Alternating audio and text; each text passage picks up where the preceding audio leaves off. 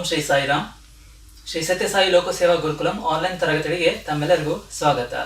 ಇಂದು ನಾವು 8ನೇ ತರಗತಿಯ ರಾಜ್ಯ ಪಠ್ಯ ವಿಜ್ಞಾನ ಭಾಗ 1 ಅದರಲ್ಲಿ ಬೆಳೆಯ ಉತ್ಪಾದನೆ ಮತ್ತು ನಿರ್ವಹಣೆಯ ಭಾಗ 3ರ ಕುರಿತು ಇಂದು ನಾವು ಅಭ್ಯಾಸವನ್ನ ಮಾಡಲಿದ್ದೇವೆ. ಈ ಪಾಠ ಏನನ್ನು ಒಳಗೊಂಡಿರುತ್ತೆ ಅನ್ನೋದನ್ನ ನಾವು ನೋಡೋಣ. ನೋಡಿ, ನಿನ್ನೆ ತರಗತಿಯಲ್ಲಿ ನಾವು ಕೆಲವೊಂದಿಷ್ಟು ಮನೆ ಪ್ರಶ್ನೆಗಳನ್ನು ನಾನು ನಿಮಗೆ ಕೊಟ್ಟಿದ್ದೆ. ಸರಿಯಾದ ಉತ್ತರವನ್ನು ನೀವು ಎಲ್ಲರೂ ಬರೆದಿದ್ದೀರಾ ಅಂತ ಭಾವಿಸ್ತೇನೆ.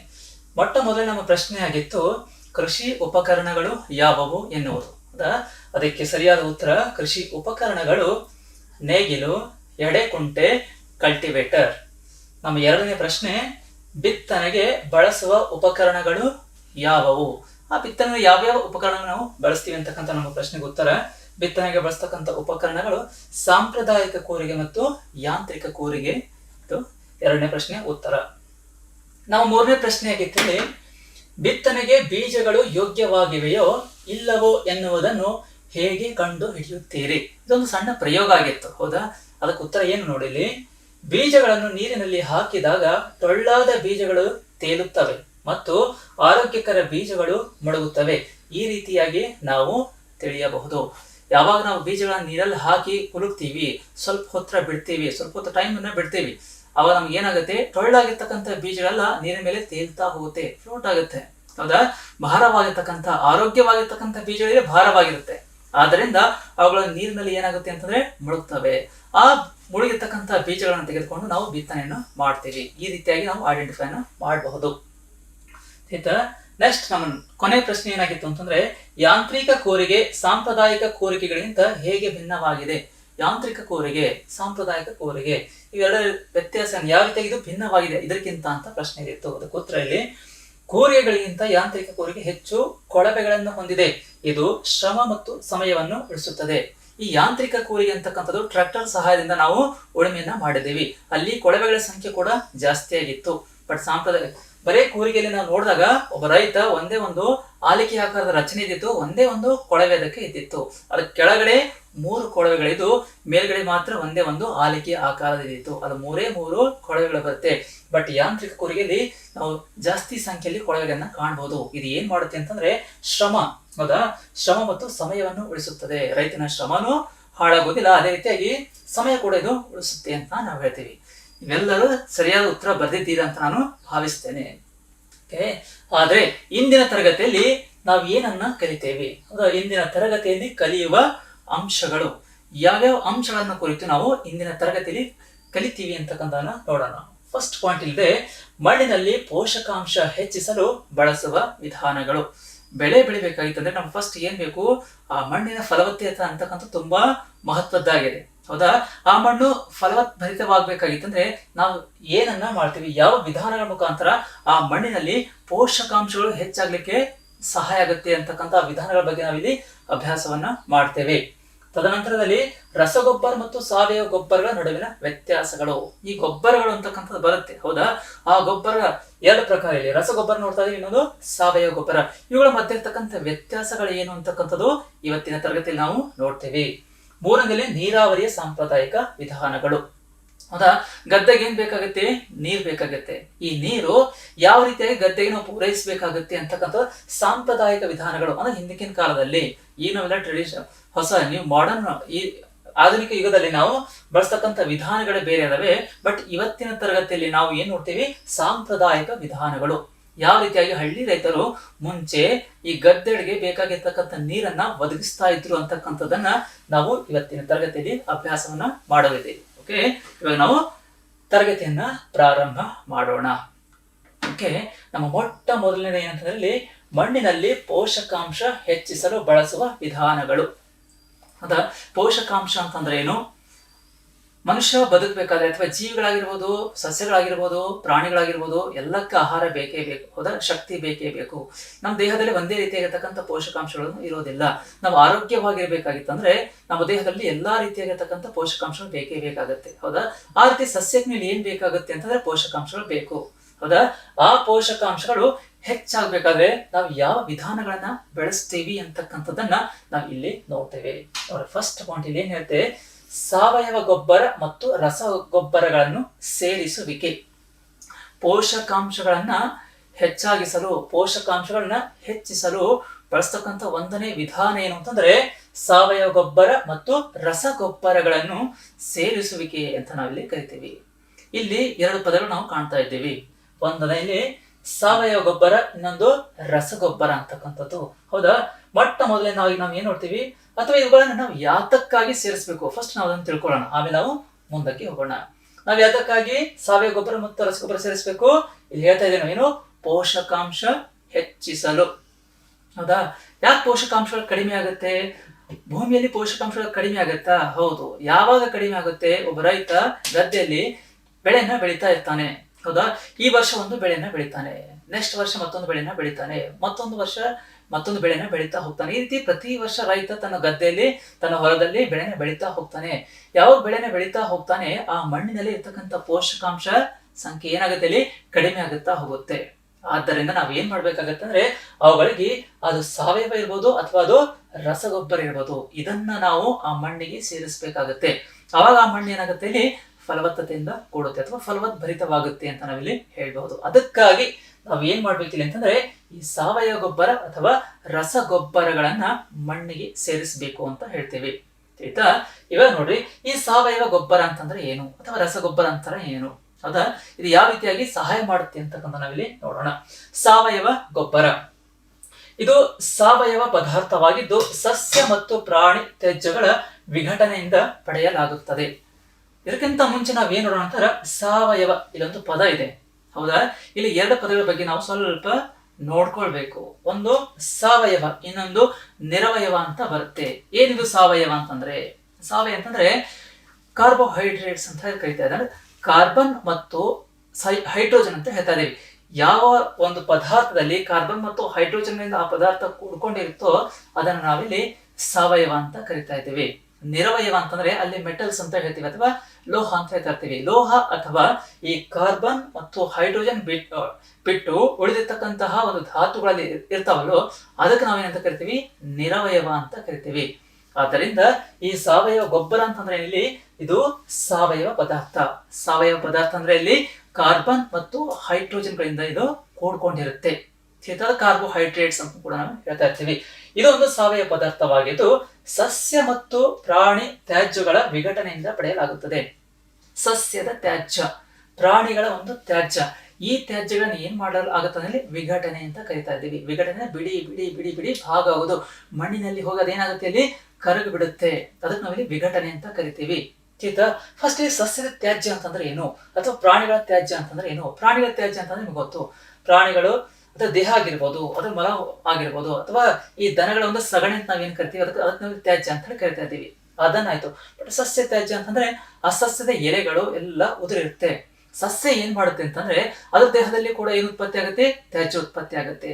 ಯಾವ ಸಮಯದಲ್ಲಿ ತ್ಯಾಜ್ಯ ಉತ್ಪತ್ತಿ ಆಗುತ್ತೋ ಸಸ್ಯ ತನ್ನ ತ್ಯಾಜ್ಯವನ್ನು ಎಲ್ಲಿ ಸ್ಟೋರ್ ಮಾಡುತ್ತೆ, ಎಲ್ಲಿ ಸಂಗ್ರಹ ಮಾಡುತ್ತೆ ಅಂತಂದ್ರೆ ಎಲೆಗಳಲ್ಲಿ ಅಂತ ಹೇಳ್ತೀವಿ. ಎಂತಹ ಎಲೆಗಳು ಅಂತಂದ್ರೆ ಎಲ್ಲೋ ಆಗಿರುತ್ತೆ, ಆ ಎಲೆಗಳೆಲ್ಲ ಒಣ ಹೋಗ್ತಾ ಇರುತ್ತೆ, ಆ ಎಲೆ ಈಗ ಉದುರುವಂತ ಸಮಯ ಬಂದಿರುತ್ತೆ.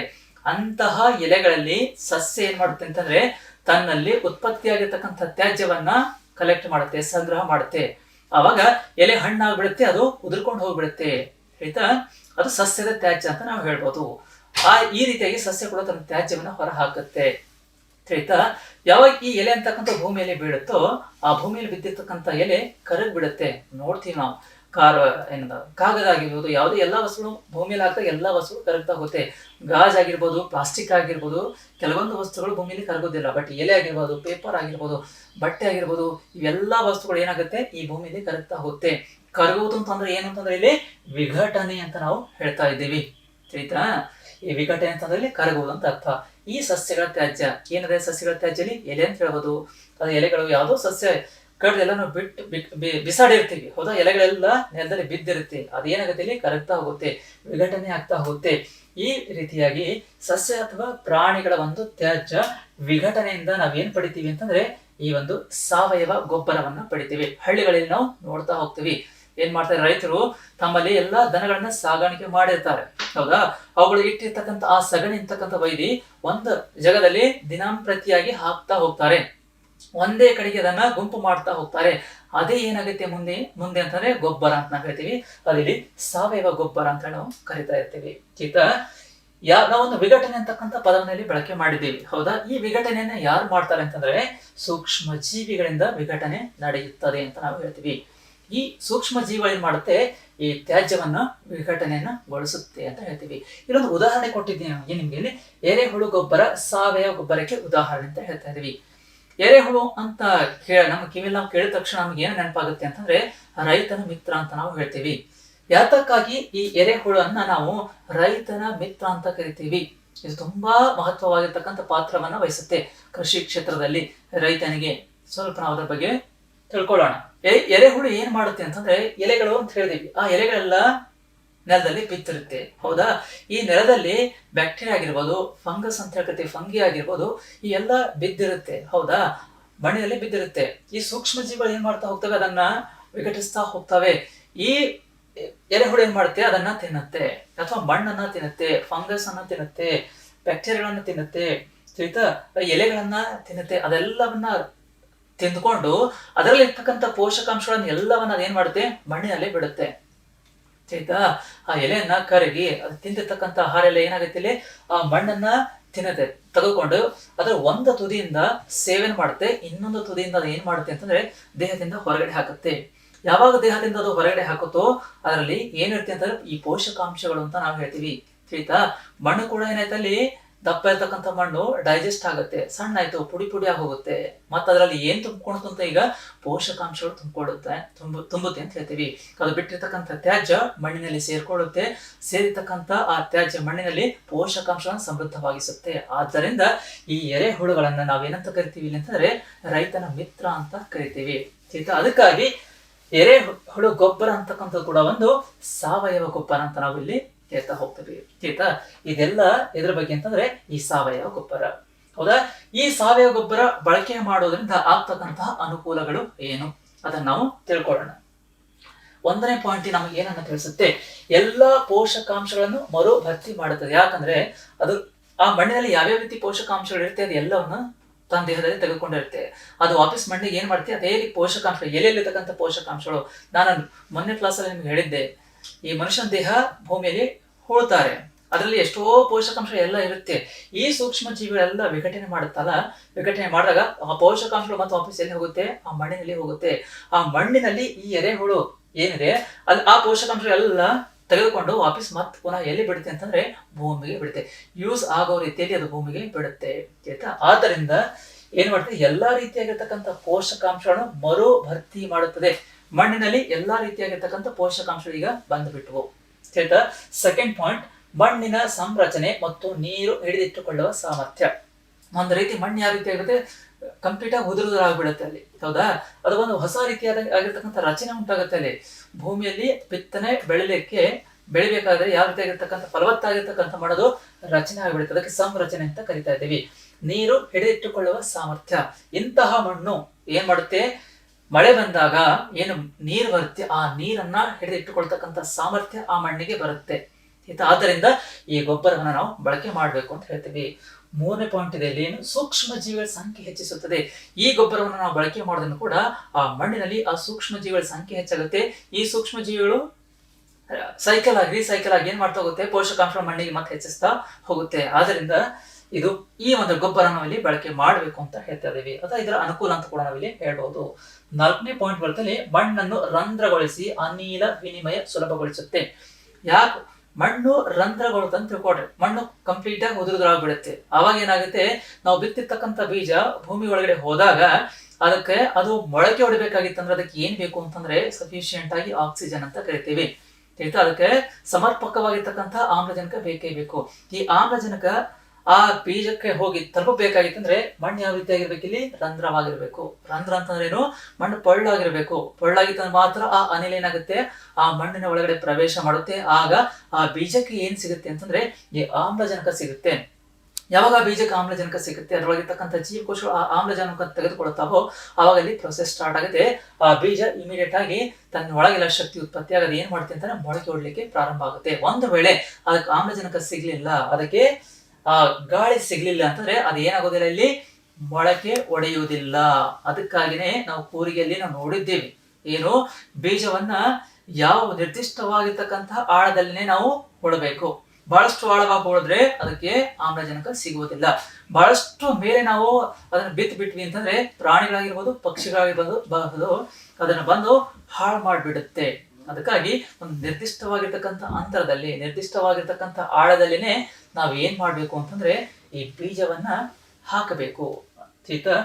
ಈ ಮಣ್ಣ ರಂಧ್ರಗೊಳಿಸುವಂತ ಕಾರ್ಯ ಯಾವ್ದು ಮಾಡ್ತಿಲ್ಲಿ? ಈ ಒಂದು ಗೊಬ್ಬರ. ಎಷ್ಟು ಇಂಪಾರ್ಟೆಂಟ್ ಅಲ್ಲ? ಮಣ್ಣ ರಂಧ್ರ ಆಗ್ಲಿಲ್ಲ ಅಂತಂದ್ರೆ ಅನಿಲ ವಿನಿಮಯ ಪ್ರಕ್ರಿಯೆನೇ ಆಗುವುದಿಲ್ಲ. ವಿನಿಮಯ ಆಗ್ಲಿಲ್ಲ ಅಂತಂದ್ರೆ ಬೀಜ ಮೊಳಕೆನೇ ಹೊಡೆಯುವುದಿಲ್ಲ. ಆದ್ರಿಂದ ಗೊಬ್ಬರ ಅಂತಕ್ಕಂಥದ್ದು ಎಷ್ಟು ಮಹತ್ವದ ಪಾತ್ರವನ್ನು ವಹಿಸುತ್ತೆ ಅನ್ನೋದನ್ನ ನಾವು ಇಲ್ಲಿ ತಿಳ್ಕೊಳ್ಬೇಕು. ಹೌದಾ? ಇಷ್ಟೆಲ್ಲ ಇದ್ರ ಬಗ್ಗೆ ನಾವು ನೋಡಿದ್ವಿ ಅಂತಂದ್ರೆ ಸಾವಯವ ಗೊಬ್ಬರ ಬಗ್ಗೆ ನಾವು ನೋಡಿದ್ವಿ. ಹೌದಾ? ಇವಾಗ ನಾವು ನೋಡ್ತಾ ಇರ್ತಕ್ಕಂಥದ್ದು ಯಾವುದು, ಅಭ್ಯಾಸ ಮಾಡೋದು ಯಾವುದು ಅಂತಂದ್ರೆ ರಸಗೊಬ್ಬರ ಅಂತ ಹೇಳ್ತೀವಿ. ಹೌದಾ? ಸಾವಯವ ಗೊಬ್ಬರ ಹೋಗಿತ್ತು. ರಸಗೊಬ್ಬರ ಅಂತಂದ್ರೆ ಏನು?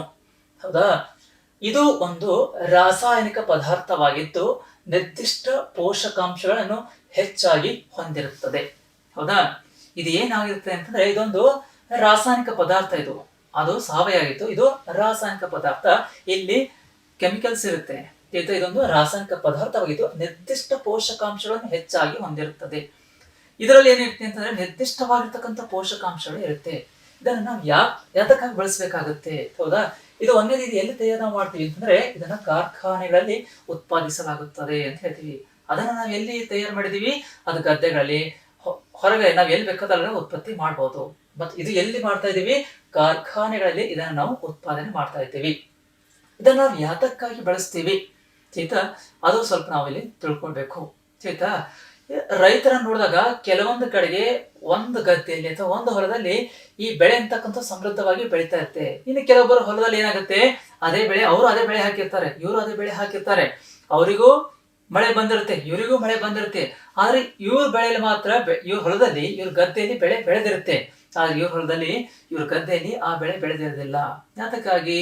ನಾವು ತಿಳ್ಕೊತೀವಿ ಅವ್ರು ಬಳಸಿರ್ತಕ್ಕಂತಹ ಗೊಬ್ಬರವನ್ನೇ ನಾವು ಬಳಸಿದ್ದೀವಿ. ಆದ್ರೂ ನಮ್ಮ ಹೊಲದಲ್ಲಿ ಏನಾಗಿದೆ, ಈ ಬೆಳೆ ಸಮೃದ್ಧವಾಗಿ ಬಂದಿಲ್ಲ, ಫಸಲು ಸರಿಯಾಗಿ ಬಂದಿಲ್ಲ. ಆದ್ರೆ ಅವ್ರ ಹೊಲದಲ್ಲಿ ಮಾತ್ರ ಬಂದಿದೆ ಅಂತ ನಮಗೆ ಒಂದೊಂದ್ಸತ ಅನಿಸುತ್ತೆ. ಅದಕ್ಕೆ ಕಾರಣ ಏನು ಅಂತಂದ್ರೆ ಬಿತ್ತೋಕ್ಕಿಂತ ಮುಂಚೆ ಅಥವಾ ಅವಾಗ ನಾವು ಏನ್ ಮಾಡ್ಬೇಕಾಗತ್ತೆ ಅಂತಂದ್ರೆ ಈ ಸಾಯಿಲ್ ಟೆಸ್ಟಿಂಗ್ ಅಂತ ಕರಿತೀವಿ. ಅಂದ್ರೆ ಈ ಮಣ್ಣಿನ ನಾವು ಪರೀಕ್ಷೆನ ಮಾಡ್ಬೇಕಾಗತ್ತೆ. ಮಣ್ಣಿನ ಪರೀಕ್ಷೆ ಅಂತಂದ್ರೆ ಈ ಲ್ಯಾಬ್ರೇಟರಿದವರು ಅವ್ರು ಬಂದು ಏನ್ ಮಾಡ್ತಾರೆ, ಆ ಮಣ್ಣನ್ನ ತೆಗೆದುಕೊಂಡು ಹೋಗಿ ಅದನ್ನ ತಮ್ಮ ಲ್ಯಾಬ್ ನಲ್ಲಿ, ತಮ್ಮ ಪ್ರಯೋಗಶಾಲೆಯಲ್ಲಿ ಏನ್ ಮಾಡ್ತಾರೆ, ಅದನ್ನ ಪರೀಕ್ಷೆ ಮಾಡ್ತಾರೆ.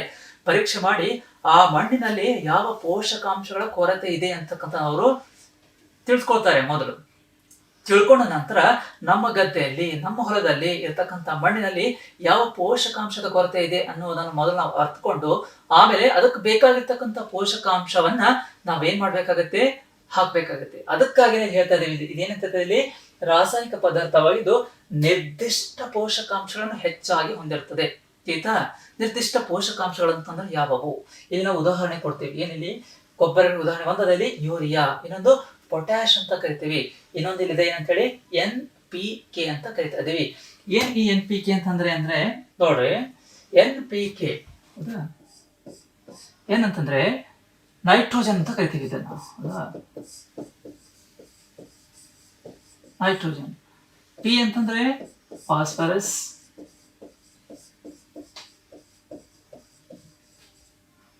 K ಅಂತಂದ್ರೆ ಪೊಟ್ಯಾಷಿಯಂ ಅಂತ ಕರಿತೀವಿ. ಹೌದಾ? ಇವುಗಳಲ್ಲಿ ಪೋಷಕಾಂಶಗಳು ಅಂತ ನಾವಿಲ್ಲಿ ಕರಿತಾ ಇದ್ದೇವೆ. ಹೌದಾ? ಏನಂತಂದ್ರೆ ನೈಟ್ರೋಜನ್, P ಅಂತಂದ್ರೆ ಫಾಸ್ಫರಸ್, K ಅಂತಂದ್ರೆ ಇಲ್ಲಿ ಪೊಟ್ಯಾಷಿಯಂ ಅಂತ ಕರಿತಾ ಇದೀವಿ. ನಮ್ಮ ಗದ್ದೆಯಲ್ಲಿ ಯಾವ ಪೋಷಕಾಂಶದ ಕೊರತೆ ಇದೆ ಅನ್ನೋದನ್ನ ನಾವು ಟೆಸ್ಟ್ ಮಾಡಿದಾಗ ಗೊತ್ತಾಗುತ್ತೆ. ಸಪೋಸ್ ನಮ್ಮ ಗದ್ದೆಯಲ್ಲಿ ನೈಟ್ರೋಜನ್ ಕೊರತೆನೋ, ನಮ್ಮ ಗದ್ದೆಯಲ್ಲಿ ಪೊಟ್ಯಾಷಿಯಂದೋ, ಅಥವಾ ನಮ್ಮ ಗದ್ದೆಯಲ್ಲಿ ಅಥವಾ ಫಾಸ್ಫರಸೋ ಅಥವಾ ಯೂರಿಯಾ ಯಾವುದೋ ಒಂದು ಕೊರತೆ ಇರುತ್ತೆ. ಆಯ್ತಾ? ಅದಕ್ಕಾಗಿ ಈ ರಸಗೊಬ್ಬರ ನಾವು ಫ್ಯಾಕ್ಟರಿಗಳಲ್ಲಿ ಯಾತಕ್ಕಾಗಿ ತಯಾರು ಮಾಡ್ತೀವಿ ಅಂತ ರೀಸನ್ ಅದೇ. ಹೌದಾ? ಆ ರಸಗೊಬ್ಬರದಲ್ಲಿ ಆ ನಿರ್ದಿಷ್ಟವಾಗಿರ್ತಕ್ಕಂಥ ಪೋಷಕಾಂಶ ಜಾಸ್ತಿ ಇರುತ್ತೆ. ಅದನ್ನ ತಂದು ನಾವು ನಮ್ಮ ಗದ್ದೆಗಳಲ್ಲಿ ಹಾಕಿದಾಗ ನಮ್ಮ ಗದ್ದೆ ಏನಾಗುತ್ತೆ ಅಂತಂದ್ರೆ ಫಲವದ್ಭರಿತವಾಗತ್ತೆ ಅಂತ ನಾವು ಹೇಳ್ಬೋದು. ಆಯ್ತಾ? ಅದಕ್ಕಾಗಿ ಈ ರಸಗೊಬ್ಬರಗಳನ್ನ ನಾವಿಲ್ಲಿ ಬಳಕೆ ಮಾಡ್ತೀವಿ ಅಂತ ಹೇಳ್ಬಹುದು. ನೆಕ್ಸ್ಟ್ ನೋಡ್ರಿ, ಇದರಿಂದ ಆಗ್ತಕ್ಕಂತಹ ಅನುಕೂಲಗಳೇನು ಮತ್ತು ಅನಾನುಕೂಲಗಳೇನು? ಆಯ್ತಾ? ಒಂದನೇದು ಬರುತ್ತೆ ಗೋಧಿ, ಭತ್ತ, ಜೋಳಗಳಂತಹ ಬೆಳೆಗಳ ಅಧಿಕ ಇಳುವರಿ. ಈ ರಸಗೊಬ್ಬರಗಳನ್ನ ನಾವು ಬಳಕೆ ಮಾಡೋದ್ರಿಂದ ನಮಗೆ ಏನಾಗುತ್ತೆ ಅಂತಂದ್ರೆ ಈ ಗೋಧಿ ಆಗಿರ್ಬೋದು, ಭತ್ತ ಆಗಿರ್ಬೋದು ಅಥವಾ ಜೋಳ ಆಗಿರ್ಬೋದು, ಇಂತಹ ಬೆಳೆಗಳ ಒಂದು ಫಸಲ ಅಂತ ನಾವೇನ್ ಹೇಳ್ತೀವಿ, ಅದರ ಇಳುವರಿ ಅಂತ ನಾವೇನ್ ಹೇಳ್ತೀವಿ ತುಂಬಾ ಹೆಚ್ಚಾಗಿರುತ್ತೆ ಅಂತ ಹೇಳ್ತೀವಿ. ಇಳುವರಿ ಹೆಚ್ಚು ಬೇಕಾಗಿತ್ತು ಅಂತಂದ್ರೆ ಇಂತಹ ರಸಗೊಬ್ಬರಗಳನ್ನ ನಾವು ಬಳಸಬೇಕು ಅಥವಾ ಬಳಕೆ ಮಾಡ್ತಾ ಇದ್ದೀವಿ ಅಂತ ಹೇಳ್ತಾ ಇದ್ದೀವಿ. ಬಟ್ ಯಾವಾಗ್ಲೂ ನಾವು ಈ ರಸಗೊಬ್ಬರವನ್ನೇ ಬಳಕೆ ಮಾಡ್ಬೇಕೇನು ಆಯ್ತಾ? ರೈತರು ಈ ಬಳಕೆ ಮಾಡ್ತಕ್ಕಂಥದ್ದು ಕೂಡ ಈ ರಸಗೊಬ್ಬರನೇ ಹೇಳ್ತಾ ಇರ್ತೀವಿ. ನೀವೆಲ್ಲ ಕಾಮನ್ ಕೇಳಿರ್ತೀರಿ PNK ಅಥವಾ NPK ಅಂತಕ್ಕಂಥದನ್ನ. ಇದು ತುಂಬಾ ಜಾಸ್ತಿಯಾಗಿ ಬಳಕೆಯಲ್ಲಿ ಇರ್ತಕ್ಕಂಥ ಒಂದು ರಸಗೊಬ್ಬರ ಅಂತ ಹೇಳ್ತಾ ಇದೀವಿ ಅದನ್ನ, ಹೌದಾ? ಈಗ ನೋಡಿ, ಇದರ ಅನಾನುಕೂಲ ಏನು, ಅದ್ರ ಕಡೆ ನಾವು ಲಕ್ಷ್ಯ ವಹಿಸಲೇಬೇಕು. ಮಣ್ಣಿನ ಫಲವತ್ತತೆ ಕಡಿಮೆ ಹಾಗೂ ಜಲ ಮಾಲಿನ್ಯಕಾರಕ. ಹೌದಾ? ಪದೇ ಪದೇ ಪದೇ ಪದೇ ಈ ರಸಗೊಬ್ಬರಗಳನ್ನು ನಾವು ಬಳಕೆ ಮಾಡೋದ್ರಿಂದ ಏನಾಗುತ್ತೆ ಅಂತಂದ್ರೆ ಮಣ್ಣಿನ ಫಲವತ್ತತೆ ಕಡಿಮೆ ಆಗುತ್ತಾ ಹೋಗುತ್ತೆ. ಆಯ್ತಾ? ಯಾತಕ್ಕಾಗಿ ಅಂತಂದ್ರೆ ಅದರೊಳಗಿರ್ತಕ್ಕಂತಹ ಆ ಸೂಕ್ಷ್ಮ ಜೀವಿಗಳು, ಮಣ್ಣಿನ ಫಲವತ್ತತೆ ಯಾವ ರೀತಿ ಆಗುತ್ತೆ, ಆ ಸೂಕ್ಷ್ಮ ಜೀವಿಗಳು ಪೋಷಕಾಂಶಗಳನ್ನ ಮಣ್ಣಿನಲ್ಲಿ ಮರುಭರ್ತಿ ಮಾಡ್ತಾ ಇರುತ್ತೆ. ಆದ್ರೆ ಈ ರಾಸಾಯನಿಕಗಳೇನ್ ಮಾಡುತ್ತೆ, ರಾಸಾಯನಿಕ ಗೊಬ್ಬರದಲ್ಲಿ ಇರ್ತಕ್ಕಂತಹ ರಾಸಾಯನಿಕಗಳು ಆ ಸೂಕ್ಷ್ಮ ಜೀವಿಗಳ ಸಾವಿಗೆ ಕಾರಣವಾಗುತ್ತೆ. ಆದ್ದರಿಂದ ಆ ಜೀವಿಗಳಲ್ಲಿ ಇರೋದಿಲ್ಲ, ಆ ಮಣ್ಣಿನ ಫಲವತ್ತತೆಯಲ್ಲಿ ಬರ್ತಾ ಬರ್ತಾ ಏನಾಗ್ತಾ ಹೋಗುತ್ತೆ, ಕಡಿಮೆ ಆಗ್ತಾ ಹೋಗುತ್ತೆ. ಅದಕ್ಕಾಗಿ ನಾವು ನಿರಂತರವಾಗಿ ರಸಗೊಬ್ಬರವನ್ನ ಬಳಕೆ ಮಾಡ್ಲಿಕ್ಕೆ ಸಾಧ್ಯ ಆಗುದಿಲ್ಲ. ಅದೇ ರೀತಿಯಾಗಿ ಜಲ ಮಾಲಿನ್ಯಕಾರಕ ಅಂತ ಹೇಳ್ತೀವಿ. ಈಗ ಗೊಬ್ಬರವನ್ನು ಹಾಕಿದಾಗ, ಮಳೆ ಬಂದಾಗ ಆ ನೀರಿನಲ್ಲೆಲ್ಲ ಏನಾಗುತ್ತೆ, ಈ ರಾಸಾಯನಿಕಗಳೆಲ್ಲ ಸೇರ್ಕೊಂಡ್ ಬಿಡುತ್ತೆ. ಅದೇನಾಗುತ್ತೆ, ಆ ಜಲ ಮಾಲಿನ್ಯಕ್ಕೆ ಕಾರಣವಾಗುತ್ತೆ. ಆ ನೀರು ಅಲ್ಲೇ ಹಿಂಗತ್ತೆ, ಆ ಭೂಮಿ ಒಳಗಡೆ ಕೂಡ ಈ ರಾಸಾಯನಿಕಗಳು ಹೋಗಿ ಆ ಭೂಮಿಯ ಫಲವತ್ತತೆ ಕೂಡ ಇಲ್ಲಿ ಕಡಿಮೆ ಆಗುತ್ತೆ ಅಂತ ನಾವು ಹೇಳ್ತೀವಿ. ಅದಕ್ಕಾಗಿ ಈ ಒಂದು ರಸಗೊಬ್ಬರ ಬಳಕೆ ಲಿಮಿಟೆಡ್ ಆಗಿ ಬಳಸಬೇಕು ಅಂತಕ್ಕಂಥ ನಾವು ಇಲ್ಲಿ ತಿಳ್ಕೊಳ್ಬೇಕು. ಆಯ್ತಾ? ಇಲ್ಲಿ ಎರಡನೇ ಪಾಯಿಂಟ್ ಹೊಂಟಿದೆ, ಏನಿಲ್ಲಿ ಬೆಳೆ ಸರದಿ ಪದ್ಧತಿ. ಬೆಳೆ ಸರದಿ ಪದ್ಧತಿ ಅಂದ್ರೆ ಮಣ್ಣಿನಲ್ಲಿ ಪೋಷಕಾಂಶಗಳನ್ನು ಹೆಚ್ಚಾಗಿಸುವ ಸಲುವಾಗಿ ನಾವು ಎರಡು ವಿಧಾನಗಳನ್ನ ನೋಡ್ತಾ ಇದ್ದೀವಿ. ಒಂದನೇದು ಸಾವಯವ ಗೊಬ್ಬರ ಮತ್ತು ರಸಗೊಬ್ಬರಗಳನ್ನ ಸೇರಿಸುವಿಕೆ ಅನ್ನುವಂಥದ್ದು ಒಂದು ಪಾಯಿಂಟ್ ಅನ್ನ ನಾವು ತಿಳ್ಕೊಂಡಿದ್ದೀವಿ, ಹೌದಾ? ಇವಾಗ ಎರಡನೇ ಪಾಯಿಂಟ್ ಏನಂತಂದ್ರೆ ಬೆಳೆ ಸರದಿ ಪದ್ಧತಿ. ಆಯ್ತಾ? ಇದರಿಂದ ಕೂಡ ನಾವು ಪೋಷಕಾಂಶಗಳನ್ನು ಜಾಸ್ತಿಯಾಗಿ ಮಾಡಬಹುದು. ಏನಿ ಬೆಳೆ ಸರದಿ ಪದ್ಧತಿ? ಬೆಳೆಗಳನ್ನು ಒಂದಾದ ನಂತರ ಒಂದನ್ನು ಬೆಳೆಯುವುದು, ಹೌದಾ? ಬೆಳೆಗಳನ್ನ ಒಂದಾದ ನಂತರ ಒಂದನ್ನ ನಾವು ಬೆಳಿಬೇಕು ಅಂತ ಹೇಳ್ತೀವಿ. ಈ ವರ್ಷ ನಾವು ಜೋಳ ಹಾಕಿದ್ದೀವಿ, ಮುಂದಿನ ವರ್ಷ ನಾವು ಏನ್ ಹಾಕ್ಬೇಕು, ಭತ್ತನೋ ಅಥವಾ ರಾಗಿನೋ ಏನೋ ಒಂದು ಒಟ್ಟು ಬೇರೆ ಬೆಳೆಯನ್ನ ನಾವಿಲ್ಲಿ ಹಾಕ್ತಾ ಇದ್ದೀವಿ. ಆಯ್ತಾ? ಈ ವರ್ಷ ಜೋಳ ಹಾಕಿದ್ದೀವಿ, ನೆಕ್ಸ್ಟ್ ವರ್ಷ ತೊಗರಿ, ಬಟ್ ಈ ವರ್ಷ ಜೋಳ, ನೆಕ್ಸ್ಟ್ ವರ್ಷ ಜೋಳ, ನೆಕ್ಸ್ಟ್ ವರ್ಷ ಜೋಳ, ಅದೇ ರೀತಿ ಒಂದೇ ಬೆಳೆಯನ್ನು ನಾವು ನಿರಂತರವಾಗಿ ಹಾಕ್ಲಿಕ್ಕೆ ಆಗುವುದಿಲ್ಲ. ಯಾತಕ್ಕಾಗಿ ಅದನ್ನ ಸ್ವಲ್ಪ ಇಲ್ಲಿ ಲಕ್ಷ್ಯ ಕೊಟ್ಟು ಕೇಳಬೇಕು. ಇವಾಗ ನಾನು ಜೋಳವನ್ನ ಬಿತ್ತಿದ್ದೀನಿ ಅಂತ ಇಟ್ಕೊಳ್ಳಿ, ಹೌದಾ? ಈ ವರ್ಷ ನಾವು ಫಸಲನ್ನ ಪಡ್ಕೊಂಡ್ ಬಿಟ್ವಿ. ಆ ಜೋಳ ಏನ್ ಮಾಡುತ್ತೆ, ಆ ಮಣ್ಣಲ್ಲಿರ್ತಕ್ಕಂಥ ಪೋಷಕಾಂಶಗಳು, ಜೋಳದ ಬೆಳೆಗೆ ಬೇಕಾಗಿರ್ತಕ್ಕಂಥ ಪೋಷಕಾಂಶಗಳು ಎಲ್ಲ ಆ ಮಣ್ಣು ಏನ್ ಮಾಡ್ಬಿಡ್ತಿಲ್ಲಿ ಹೀರ್ಕೊಂಡ್ ಬಿಡ್ತು. ಆಯ್ತಾ? ನೆಕ್ಸ್ಟ್ ನಾವ್ ಏನ್ ಮಾಡ್ತೀವಿ, ಆ ಬೆಳೆನ ತೆಗೆದ ನಂತರ ಮತ್ತೆ ನಾವು ಅಲ್ಲೇ ಈ ಜೋಳವನ್ನು ಬಿತ್ತಿದ್ದೀವಿ ಅಂತ ಇಟ್ಕೊಳ್ಳಿ. ಅವಾಗ ಏನಾಗುತ್ತೆ, ಅದರಲ್ಲಿ ಆ ಬೆಳೆಗೆ ಬೇಕಾಗಿರ್ತಕ್ಕಂತಹ ಸಮರ್ಪಕ ಪೋಷಕಾಂಶಗಳ ಕೊರತೆ ಉಂಟಾಗುತ್ತೆ. ಆಯ್ತಾ? ಯಾಕೆ, ಈಗಾಗಲೇ ಆಲ್ರೆಡಿ ನಾವ್ ಏನ್ ಮಾಡಿದೀವಿ, ಆ ಪೋಷಕಾಂಶಗಳನ್ನ ಆ ಬೆಳೆಗಳು ಬೆಳೆಸ್ಕೊಂಡ್ ಬಿಟ್ಟಿವೆ, ಹೌದಾ ಇಲ್ವೋ? ಅದಕ್ಕಾಗಿ ಈಗ ನಾವು ಮತ್ತೆ ಅದನ್ನೇ ರಿಪೀಟ್ ಮಾಡ್ಬಿಟ್ವಿ ಅಂತಂದ್ರೆ, ಅದನ್ನೇ ನಾವು ಬಿತ್ಬಿಟ್ವಿ ಅಂತಂದ್ರೆ ಅದಕ್ಕೆ ಮತ್ತೆ ಆ ಪೋಷಕಾಂಶ ಅಲ್ಲಿ ಸಿಗೋದಿಲ್ಲ. ಅದಕ್ಕಾಗಿ ನಾವೇನ್ ಮಾಡ್ಬೇಕಾಗತ್ತೆ, ಬೇರೆ ಬೆಳೆಯನ್ನ ಬೆಳಿಬೇಕಾಗತ್ತೆ. ಸಪೋಸ್ ತೊಗರಿನ ಬೆಳೆದ್ಬಿಟ್ವಿ, ಅವಾಗ ಏನಾಗುತ್ತೆ, ಆ ತೊಗರಿ ಬೆಳೆಗೆ ಬೇಕಾಗಿರ್ತಕ್ಕಂಥ ಪೋಷಕಾಂಶ ಮಣ್ಣಿನಲ್ಲಿ ಇರುತ್ತೆ, ಹೌದಾ? ಎಲ್ಲಾ ಪೋಷಕಾಂಶಗಳು ಎಲ್ಲಿ ನಮಗೆ ಸಿಗುತ್ತೆ ಅಂತಾರೆ, ಮಣ್ಣಿನಲ್ಲೇ ಸಿಗುತ್ತೆ. ಇವಾಗ ಜೋಳ ಬಿತ್ತಿದ್ವಿ, ಅದಕ್ಕೆ ಪೋಷಕಾಂಶ ಸಿಕ್ಕಿತು. ತೊಗರಿ ಬೇಕಾಗಿರ್ತಕ್ಕಂಥ ಪೋಷಕಾಂಶಗಳು ಅದೇ ಮಣ್ಣಿನಲ್ಲಿ ಇದೆ, ಹೌದಾ? ಇವಾಗ ಏನಾಗುತ್ತೆ, ಆ ಪೋಷಕಾಂಶ ತೊಗರಿ ನಾವು ಬಿತ್ತಿದಾಗ ಅದಕ್ಕೆ ಬೇಕಾಗಿರ್ತಕ್ಕಂಥ ಪೋಷಕಾಂಶಗಳು ಅದು ತೆಗೆದುಕೊಳ್ಳುತ್ತೆ. ಅವಾಗ ಇಲ್ಲಿ ಏನಾಗುತ್ತೆ, ಈ ಜೋಳಕ್ಕೆ ಬೇಕಾಗಿರ್ತಕ್ಕಂಥ ಪೋಷಕಾಂಶಗಳು ಅದೇ ಮಣ್ಣಿನಲ್ಲಿ ಬೆಳೆಯುತ್ತಾ ಹೋಗುತ್ತೆ. ಅದಕ್ಕಾಗಿ ನಾವ್ ಏನ್ ಮಾಡ್ಬೇಕು ಅಂತಂದ್ರೆ, ಒಂದಾದ ನಂತರ ಒಂದು ಬೆಳೆಯನ್ನ ಬಿತ್ತಬೇಕು. ಅವಾಗ ನಮಗೇನಾಗುತ್ತೆ ಅಂತಂದ್ರೆ ಈ ಬೆಳೆಗಳ ಫಸಲು ಕೂಡ ಕಡಿಮೆ ಆಗೋದಿಲ್ಲ, ಇಳುವರಿ ಕೂಡ ಹೆಚ್ಚಾಗಿ ಬರುತ್ತೆ. ಒಂದಾದ ನಂತರ ಒಂದು ಬಿತ್ತಬೇಕು, ಅದೇ ಪುನಃ ಪುನಃ ಪುನಃ ನಾವು ರಿಪೀಟ್ ಮಾಡ್ತಾ ಹೋಗ್ಬಿಟ್ವಿ ಅಂತಂದ್ರೆ ನಮಗೆ ಸಮರ್ಪಕವಾಗಿರ್ತಕ್ಕಂಥ ಬೆಳೆ ಬರುವುದಿಲ್ಲ. ಈ ಸತ ನಾವು ಸಮರ್ಪಕವಾಗಿರ್ತಕ್ಕಂಥ ಜೋಳ ಸಿಕ್ಕಿತು, ನಂತರ ನೆಕ್ಸ್ಟ್ ನಾವು ಅದೇ ಮತ್ತೆ ಜೋಳ ಹಾಕ್ಬಿಟ್ಟಿವಿ, ಅವಾಗ ಇಳುವರಿ ಸ್ವಲ್ಪ ಕಡಿಮೆ ಆಗುತ್ತೆ. ನೆಕ್ಸ್ಟ್ ಮತ್ತೆ ನಾವು ಅದೇ ಹಾಕ್ಬಿಟ್ಟಿವಿ, ಅವಾಗ ಇಳುವರಿ ಅದಕ್ಕಿಂತಾನು ಕಡಿಮೆ ಆಗುತ್ತೆ. ಯಾತಕ್ಕಾಗಿ ಆ ಪೋಷಕಾಂಶಗಳು ಕಂಪ್ಲೀಟ್ ಆಗಿ ಅಲ್ಲಿ ಕಡಿಮೆ ಆಗ್ತಾ ಆಗ್ತಾ ಆಗ್ತಾ ಹೋಗುತ್ತೆ. ಆದ್ದರಿಂದ ಪೋಷಕಾಂಶಗಳು ಹೆಚ್ಚಾಗಬೇಕಾಗಿತ್ತಂದ್ರೆ ನಾವು ಇನ್ನೊಂದು ಪದ್ಧತಿ ಯಾವ್ದು ಬಳಕೆ ಮಾಡ್ತಾ ಇದೀವಿ ಇಲ್ಲಿ ಅಂತಂದ್ರೆ, ಬೆಳೆಗಳನ್ನ ಒಂದಾದ ನಂತರ ಒಂದನ್ನು ಬೆಳೆಯುವುದು. ಈ ಒಂದು ಪದ್ಧತಿಯನ್ನು ನಾವಿಲ್ಲಿ ಅನುಸರಿಸಬೇಕಾಗುತ್ತೆ. ಆಯ್ತಾ? ಇವುಗಳನ್ನ ನಾವು ಫಾಲೋ ಮಾಡೋದ್ರ ಮುಖಾಂತರ ಏನ್ ಮಾಡ್ಬೋದು ಅಂತಂದ್ರೆ, ಆ ಮಣ್ಣಿನಲ್ಲಿ ಪೋಷಕಾಂಶವನ್ನ ಹೆಚ್ಚಿಸಬಹುದು ಅಂತ ನಾವು ಇಲ್ಲಿ ತಿಳ್ಕೊಳ್ಬಹುದು. ಎಲ್ಲರಿಗೂ ತಿಳಿತಾ ಇದೆ ಅಂತ ನಾನು ಭಾವಿಸ್ತೇನೆ. ರಸಗೊಬ್ಬರಗಳು ಮತ್ತು ಸಾವಯವ ಗೊಬ್ಬರಗಳು ನಾವೇನೋ ತಿಳ್ಕೊಂಡ್ಬಿಟ್ಟಿವಿ, ಹೌದಾ? ಇವುಗಳಿಗೆ ಇರ್ತಕ್ಕಂತಹ ವ್ಯತ್ಯಾಸಗಳು ಏನು ಸ್ವಲ್ಪ ನಾವು ಗಮನಿಸೋಣ. ಓಕೆ, ಇಲ್ಲಿದೆ ರಸಗೊಬ್ಬರ, ಇಲ್ಲಿದೆ ಸಾವಯವ ಗೊಬ್ಬರ, ಹೌದಾ? ಈ ರಸಗೊಬ್ಬರ ಏನ್ ವ್ಯತ್ಯಾಸ ನೋಡ್ರಿ. ರಸಗೊಬ್ಬರವು ಮಾನವ ನಿರ್ಮಿತ ನಿರವಯವ ಲವಣ ಅಂತ ಕರಿತಾ ಇದ್ದೀವಿ.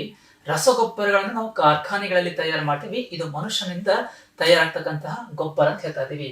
ಆದ್ರೆ ಸಾವಯವ ಗೊಬ್ಬರ ಏನಾಗಿದೆ, ಇದು ನೈಸರ್ಗಿಕ ಪದಾರ್ಥವಾಗಿದ್ದು ಸಗಣಿ ಮತ್ತು ಸಸ್ಯಗಳ ಉಳಿಕೆಗಳ ವಿಘಟನೆಯಿಂದ ಪಡೆಯುತ್ತೇವೆ. ಬಟ್ ಸಾವಯವ ಗೊಬ್ಬರ ಅಂತಕ್ಕಂಥದ್ದು ಯಾವ ರೀತಿ ಇದೆ, ಇದು ಸಸ್ಯ ಆಗಿರ್ಬೋದು ಅಥವಾ ಪ್ರಾಣಿ ಆಗಿರ್ಬೋದು, ಅವುಗಳ ಒಂದು ತ್ಯಾಜ್ಯ ಅಂತ ಕರಿತಾ ಇದ್ದೀವಿ. ಆ ತ್ಯಾಜ್ಯಗಳ ವಿಘಟನೆಯಿಂದ ಪಡೆಯುವಂತಹ ಒಂದು ಗೊಬ್ಬರ ಆಗಿದೆ, ಹೌದಾ? ಇದು ನಾವು ಯಾವುದೇ ರೀತಿಯಾಗಿರ್ತಕ್ಕಂಥ ಫ್ಯಾಕ್ಟರಿಗಳಲ್ಲಿ ತಯಾರು ಮಾಡ್ತಾ ಇಲ್ಲ. ನಮ್ ನೆಕ್ಸ್ಟ್ ವ್ಯತ್ಯಾಸ ಇರ್ತಕ್ಕಂಥದ್ದು ಅದೇ ಇಲ್ಲಿ. ಈ ರಸಗೊಬ್ಬರ ಕಾರ್ಖಾನೆಗಳಲ್ಲಿ ನಾವು ಉತ್ಪತ್ತಿ ಮಾಡ್ತೀವಿ ಅಥವಾ ಉತ್ಪಾದನೆಯನ್ನ ಮಾಡ್ತೇವೆ. ಆದ್ರೆ ಸಾವಯವ ಗೊಬ್ಬರ ನೋಡಿ, ಈ ಗೊಬ್ಬರವನ್ನು ಬಯಲುಗಳಲ್ಲಿ ಉತ್ಪಾದಿಸಬಹುದು. ಹಳ್ಳಿಗಳನ್ನ ನೋಡ್ತಾ ಇರ್ತೀವಿ, ಒಂದು ತಿಪ್ಪೆ ಅಂತ ಕಾಣಿಸ್ತೈತೆ ನಮಗೆ, ಹೌದಾ? ಆ ತಿಪ್ಪೆ ಗೊಬ್ಬರ ಅದನ್ನು ಒಂದು ಸಾವಯವ ಗೊಬ್ಬರಕ್ಕೆ ಉದಾಹರಣೆ. ಅಥವಾ ಸಗಣಿ ಅಂತಕ್ಕಂಥ ನೋಡ್ತೀವಿ, ಆ ಸಗಣಿಯನ್ನ ಒಂದು ಜಾಗದಲ್ಲಿ ನಿರಂತರವಾಗಿ ಹಾಕ್ತಾ ಇರ್ತಾರೆ, ಅದೇ ಇಲ್ಲಿ ಗೊಬ್ಬರ ಆಗುತ್ತೆ. ಅದರಿಂದ ಅದಕ್ಕೆ ಹೇಳ್ತೀವಿ ಈ ಗೊಬ್ಬರವನ್ನು ಬಯಲುಗಳಲ್ಲಿ ಉತ್ಪಾದಿಸಬಹುದು ಅಂತಕ್ಕಂಥದ್ದು. ಇವು ಎರಡು ವ್ಯತ್ಯಾಸ. ಇನ್ನು ಎರಡು ವ್ಯತ್ಯಾಸ ಇಲ್ಲಿದೆ, ಹೌದಾ? ಏನಿಲ್ಲಿ ಮಣ್ಣಿಗೆ ಹ್ಯೂಮಸ್ ಒದಗಿಸುವುದಿಲ್ಲ, ಹೌದಾ? ರಸಗೊಬ್ಬರ ಮಣ್ಣಿಗೆ ಏನು ಒದಗಿಸುವುದಿಲ್ಲ, ಹ್ಯೂಮಸ್ ಅಂತಕ್ಕಂಥ ಒದಗಿಸುವುದಿಲ್ಲ. ಹ್ಯೂಮಸ್ ಅಂತಂದ್ರೆ ಏನು, ನಾವು ಮೊನ್ನೆ ತರಗತಿಯಲ್ಲಿ ಕಲ್ತಿದ್ದೇವೆ, ಹೌದಾ? ಇದೇ ಸಸ್ಯ ಈ ಪ್ರಾಣಿಗಳ ವಿಘಟನೆಯಿಂದ ಉತ್ಪತ್ತಿಯಾಗಿರ್ತಕ್ಕಂಥ ಖಾತ ಅಂತ ನೀವು ಕನ್ನಡದಲ್ಲಿ ಕರಿಬಹುದು, ಅಥವಾ ಆಡು ಭಾಷೆಲ್ಲ ಕರಿತಾ ಇರ್ಬೋದು. ಒಂಥರ ಮಣ್ಣಿಗೆ ಪೋಷಕಾಂಶನ ಒದಗಿಸ್ತಕ್ಕಂಥದ್ದು ಅದ. ಇದು ಏನ್ ಮಾಡೋದಿಲ್ಲ, ಮಣ್ಣಿಗೆ ಈ ಹ್ಯೂಮಸ್ ಇದು ಒದಗಿಸುವುದು. ಯಾವ್ದಿದು, ರಸಗೊಬ್ಬರ. ಆದರೆ ಯಾವುದು, ಸಾವಯವ ಗೊಬ್ಬರ ಇದೇನ್ ಮಾಡುತ್ತೆ, ಇದು ಸಾಕಷ್ಟು ಹ್ಯೂಮಸ್ ಅನ್ನು ಮಣ್ಣಿಗೆ ಒದಗಿಸುತ್ತದೆ ಅಂತ ನಾವು ಹೇಳ್ತೀವಿ. ನಾಲ್ಕನೇ ವ್ಯತ್ಯಾಸ ಏನು, ಇವು NPK ಗಳಂತಹ ಸಸ್ಯ ಪೋಷಕಾಂಶಗಳಿಂದ ಸಮೃದ್ಧವಾಗಿವೆ. ರಸಗೊಬ್ಬರಗಳಲ್ಲಿ ನಿರ್ದಿಷ್ಟವಾಗಿರ್ತಕ್ಕಂಥ ರಾಸಾಯನಿಕಗಳಿರುತ್ತೆ, ನಿರ್ದಿಷ್ಟವಾಗಿರ್ತಕ್ಕಂಥ ಪೋಷಕಾಂಶಗಳಿರುತ್ತೆ. ಯಾವ ಪೋಷಕಾಂಶಗಳು, NPK, ನೈಟ್ರೋಜನ್, ಫಾಸ್ಫರಸ್, ಪೊಟ್ಯಾಷಿಯಂ ಇಂತಹ ಒಂದು ಪೋಷಕಾಂಶಗಳು ಇಲ್ಲಿ ಹೇರಳವಾಗಿರುತ್ತೆ ಅಂತ ನಾವಿಲ್ಲಿ ಹೇಳ್ಬೋದು, ಅಥವಾ ಜಾಸ್ತಿಯಾಗಿ ಇರುತ್ತೆ ಅಂತ ನಾವಿಲ್ಲಿ ಹೇಳ್ಬೋದು. ಆದರೆ ಸಸ್ಯ ಪೋಷಕಗಳು ಕಡಿಮೆ ಪ್ರಮಾಣದಲ್ಲಿ ಹೊಂದಿವೆ. ಬಟ್ ಸಾವಯವ ಗೊಬ್ಬರದಲ್ಲಿ ಇಂತಹ ನಿರ್ದಿಷ್ಟವಾಗಿರ್ತಕ್ಕಂಥ ಪೋಷಕಾಂಶ ನಾವೇನ್ ಮಾಡೋದಿಲ್ಲ, ಕಾಣುವುದಿಲ್ಲ. ಎಲ್ಲಾ ರೀತಿಯಾಗಿರ್ತಕ್ಕಂಥ ಪೋಷಕಾಂಶಗಳು ಅವು ಮಣ್ಣಿಗೆ ಒದಗಿಸುತ್ತವೆ ಅಂತ ನಾವಿಲ್ಲಿ ಹೇಳ್ಬಹುದು.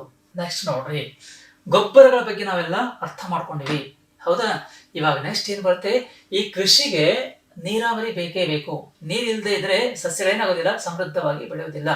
90% ಫಸ್ಟ್ ಏನ್ ಬೇಕಾಗುತ್ತೆ, ಅದಕ್ಕೆ ನೀರು ತುಂಬಾ ಅಗತ್ಯ ಅಂತ ನಾವಿಲ್ಲಿ ಹೇಳ್ತೀವಿ. ಅದಕ್ಕಾಗಿ ಈ ನೀರಾವರಿಯ ಸಾಂಪ್ರದಾಯಿಕ ವಿಧಾನಗಳು, ಸಾಂಪ್ರದಾಯಿಕ ಅಂತಂದ್ರೆ ಮುಂಚೆ ರೈತರು ಯಾವ ರೀತಿಯಾಗಿ ಈ ಗದ್ದೆಗಳಿಗೆ ನೀರನ್ನ ಹಾಕ್ತಾ ಇದ್ರು ಅಂತಕ್ಕಂಥ ನಾವಿಲ್ಲಿ ಇವತ್ತು ಕಲಿಯೋಣ. ಇದು ಸಾಂಪ್ರದಾಯಿಕ ವಿಧಾನ. ಇದರಲ್ಲಿ ಮೊದಲನೆಯ ವಿಧಾನ ಯಾವುದು ಅಂತಂದ್ರೆ ಅಗಳು ಅಂತ ನಾವಿಲ್ಲಿ ಕರಿತಾ ಇದ್ದೀವಿ. ಈ ಅಗಳು ಅಂತಕ್ಕಂಥ ವಿಧಾನದಲ್ಲಿ ರೈತ ಏನ್ ಮಾಡ್ತಾನೆ ಅಂತಂದ್ರೆ, ಇದೇನ್ ಮಾಡ್ತಾನೆ ನೋಡಿ, ಬಾವಿಯಿಂದ ನೀರನ್ನು ತೆಗೆದು ಹಾಕುವ ವಿಧಾನವಾಗಿದೆ, ಹೌದಾ? ಬಾವಿ ಆಗಿರ್ಬೋದು ಅಥವಾ ವಾಟರ್ ಸೋರ್ಸ್ ಅಂತ ಹೇಳಿದೀವಿ. ನೀರಿನ ಒಂದು ಆಕಾರ, ಅದು ಬಾವಿ ಆಗಿರ್ಬೋದು ಅಥವಾ ಹಳ್ಳ ಕೊಳ್ಳ ಯಾವುದೇ ಆಗಿರ್ಬೋದು, ಅಲ್ಲಿಂದ ಏನ್ ಮಾಡೋದು, ನೀರನ್ನ ತೆಗೆದು ಹಾಕ್ತಕ್ಕಂಥ ಒಂದು ವಿಧಾನ. ನಿರ್ದಿಷ್ಟವಾಗಿ ಅಗಳು ಅಂತಂದ್ರೆ ಬಾವಿದಲ್ಲಿ, ಆ ಬಾವಿ ಮುಖಾಂತರ ಏನ್ ಮಾಡ್ತಾ ಇದ್ದಾನೆ, ಅಲ್ಲಿ ನೀರನ್ನ ತೆಗಿತಾ ಇದ್ದಾನೆ, ಹೌದಾ? ಯಾವ ರೀತಿಯಾಗಿ ರೈತ ಇಲ್ಲಿ ತೆಗಿತಾ ಇದ್ದಾನೆ ಅಂತಕ್ಕಂಥ ಸ್ವಲ್ಪ ನೋಡಿ, ಹೌದಾ? ಇಲ್ಲಿ ಏನ್ ಮಾಡಿದಾನೆ ರೈತ ಅಂತಂದ್ರೆ, ನೋಡಿ, ಒಬ್ಬ ರೈತ ನಿಂತಿದ್ದಾನೆ, ಅವನ ಕೈಲಿ ಒಂದು ಕೊಡ ಅಂತ ಕರಿಬಹುದು ಅಥವಾ ಬಿಂದಿಗೆ ಅಂತ ನೀವು ಕರಿಬಹುದು. ಇದು ಒಂದು ಇಲ್ಲಿ ನಾವು ಹಗ್ಗವನ್ನ ಕಾಣ್ತಾ ಇದೀವಿ. ಎದಕ್ಕೆ ಕನೆಕ್ಟ್ ಆಗಿರುತ್ತೆ ಅಂತಂದ್ರೆ, ಮುಂದಲ್ಲಿ ಇನ್ನೊಬ್ಬ ರೈತ ಇರ್ತಾನೆ, ಅವನ ಹತ್ರ ಒಂದು ಎತ್ತುಗಳಿರ್ತವೆ, 2 ಎತ್ತುಗಳು ಇರ್ತವೆ, ಹೌದಾ? ಅದಕ್ಕೊಂದು ನೊಗ ಅಂತಕ್ಕಂಥದ್ದು ನಾವು ನಿನ್ನೆ ಕ್ಲಾಸ್ ಅಲ್ಲಿ ನೋಡಿದ್ದೇವೆ, ಹೌದಾ? ಆ ನೊಗಕ್ಕೆ ಇದನ್ನ ಕಟ್ಟಿರ್ತಾರೆ. ಆ ಎತ್ತುಗಳು ಯಾವ ರೀತಿಯಾಗಿ ಮುಂದಕ್ಕೆ ಹೋಗ್ತಾ ಹೋಗುತ್ತವೆ, ಆ ರೀತಿಯಾಗಿ ಈ ಬಿಂದಿಗೆ ಬಾವಿಯಲ್ಲಿ ನೀರು ತುಂಬಿರುತ್ತೆ, ಅದು ಮೇಲ್ಗಡೆ ಬರುತ್ತಾ ಹೋಗುತ್ತೆ. ಇಲ್ಲಿ ಬಂದಾಗ ಇಲ್ಲಿರ್ತಕ್ಕಂಥ ರೈತ ಏನ್ ಮಾಡ್ತಾನೆ, ಆ ಕೊಡದಿಂದ ಅಥವಾ ಬಿಂದಿಗೆ ನೀರನ್ನ ಕಾಲುವೆ ಮುಖಾಂತರ, ಕೆನಲ್ ಅಂತ ನಾವೇನ್ ಕರಿತೀವಿ, ಅದಕ್ಕೊಂದು ದಾರಿ, ಪಾತವೆ ಅಂತ ಹೇಳ್ತೀವಿ. ಆ ಗದ್ದೆಗೆ ಬೆಳಕೊಂದು ದಾರಿ ಮಾಡಿದರೆ ಇಲ್ಲಿ ನೀರು ಸುರಿತಾನೆ ಆತ, ಆ ನೀರು ಆ ಗದ್ದೆಗೆ ಹೋಗ್ಬಿಡುತ್ತೆ, ಆಯ್ತಾ? ಈ ರೀತಿಯಾಗಿ ಈ ಅಗಳು ಅಂತಕ್ಕಂಥ ವಿಧಾನದ ಮುಖಾಂತರ ರೈತ ಏನ್ ಮಾಡ್ತಾನೆ ಅಂತಂದ್ರೆ ನೀರನ್ನ ಗದ್ದೆಗೆ ಒದಗಿಸ್ತಾನೆ, ಆಯ್ತಾ? ಇದು ತುಂಬಾ ಸಮಯ ಹಿಡಿಯುವ ಮತ್ತು ನೀರು ಪೋಲು ಆಗದೆ ಇರುವ ವಿಧಾನವಾಗಿದೆ. ಬಟ್ ಇಲ್ಲಿ ಏನಾಗುತ್ತೆ ಅಂತಂದ್ರೆ ತುಂಬಾ ಹಿಡಿಯುತ್ತೆ. ಯಾತಕ್ಕಾಗಿ ಅಂತಂದ್ರೆ ಒಬ್ಬ ರೈತ ಅಲ್ಲಿ ಹೋಗ್ತಾ ಇದ್ದಾನೆ, ಒಂದೇ ಬೆಂದಿಗೆ ಇದೆ, ಬಾವಿಲಿ ಅದೇ ಬೆಂದಿಗೆ ತುಂಬಬೇಕು, ಅದರಿಂದನೇ ನೀರು ಮೇಲ್ಗಡೆ ಎತ್ತಬೇಕು, ಹಾಕ್ಬೇಕು. ಗದ್ದೆ ಸಣ್ಣದಾಗಿದ್ರೆ ಪರವಾಗಿಲ್ಲ, ತುಂಬಾ ದೊಡ್ಡ ಗದ್ದೆ ಆಗಿತ್ತಂದ್ರೆ ಈ ವಿಧಾನದ ಮುಖಾಂತರ ನೀರು ಹಾಕ್ಬೇಕಾದ್ರೆ ತುಂಬಾ ಕಷ್ಟ ಆಗುತ್ತೆ, ಹೌದಾ ಇಲ್ವಾ? ಅದಕ್ಕಾಗಿ ಬಟ್ ಈ ವಿಧಾನ ಸಣ್ಣ ಸಣ್ಣ ಗದ್ದೆಗಳಲ್ಲಿ ಮಾತ್ರ ನಾವಿಲ್ಲಿ ಬಳಕೆ ಮಾಡಬಹುದು ಅಂತ ಹೇಳ್ತಾ ಇದೀವಿ. ಇದು ಏನಾಗುತ್ತೆ ಅಂತಂದ್ರೆ ಈ ಕೊಡ ಅಂತಕ್ಕಂಥದ್ದು ಭಾರವಾಗುತ್ತೆ, ಹೌದಲ್ಲ? ಅದಕ್ಕಾಗಿ ಈ ಒಂದು ವಿಧಾನ ಮುಖಾಂತರ ಎತ್ತುಗಳು ಆ ಹಗ್ಗವನ್ನ ಎಳೆದ್ರ ಮುಖಾಂತರ ಬಾವಿಯಲ್ಲಿರ್ತಕ್ಕಂಥ ನೀರನ್ನ ಎಳಿತಾ ಹೋಗುತ್ತೆ. ನಮಗೆ ಒಂದು ಕೊಡನೋ ಎರಡು ಕೊಡನೋ ಬೇಕಾದ್ರೆ, ಗದ್ದೆಗೆ ನೀರು ಎಷ್ಟು ಬೇಕಾಗುತ್ತೆ ಅಂದ್ರೆ ತುಂಬಾ ಬೇಕಾಗುತ್ತೆ, ಹೌದಾ ಇಲ್ಲ? ಅದಕ್ಕಾಗಿ ಈ ರೀತಿಯಾಗಿ ನೀರನ್ನ ಗದ್ದೆಗೆ ಬಿಡೋ ಸಲುವಾಗಿ ರೈತ ಪ್ರಯತ್ನ ಮಾಡ್ತಾನೆ. ಓಕೆ, ಇನ್ನು ಎರಡನೇ ವಿಧಾನ ಯಾವುದು ಅಂತಂದ್ರೆ, ಎರಡನೇ ವಿಧಾನ ಸರಪಳಿ ಪಂಪ್ ಅಂತ ಹೇಳ್ತಾ ಇದ್ದೀವಿ.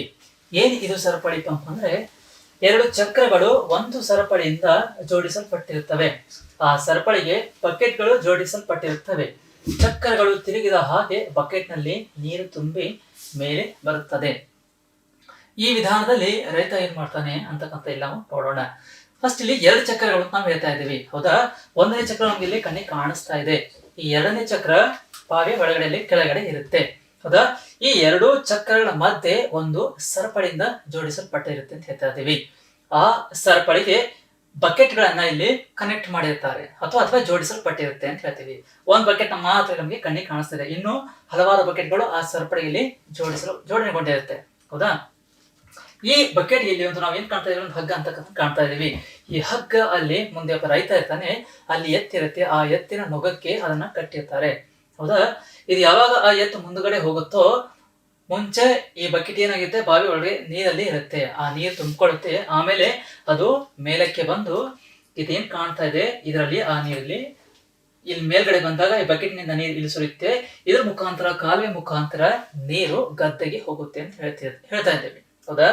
ಇದಿಷ್ಟೇ ಅಂತಲ್ಲ, ಇದಕ್ಕೆ ಬೇಕಾದ್ರೆ ಈ ಎತ್ತಿನ ಸಹಾಯ ಇಲ್ದೇನೆ ಕೂಡ ರೈತನು ಇದನ್ನ ಮಾಡ್ತಾನೆ. ಇಲ್ಲೊಂದು ಈ ಚಕ್ರಕ್ಕೆ ಒಂದು ಹಿಡಿಕೆ ಇರುತ್ತೆ ಇಲ್ಲಿ, ಆಯ್ತಾ? ಆ ಹಿಡಿಕೆಯನ್ನ ತಿರುಗಿಸ್ತಾ ಹೋಗ್ತಾನೆ ರೈತ. ಈ ಒಂದು ಸರಪಳಿಗೆ ಕನೆಕ್ಟ್ ಆಗಿರ್ತಕ್ಕಂಥ ಈ ಬಕೆಟ್ಗಳು ಒಳಗಡೆ ಹೋಗುತ್ತೆ, ನೀರಲ್ಲಿ ಹಾಕುತ್ತೆ.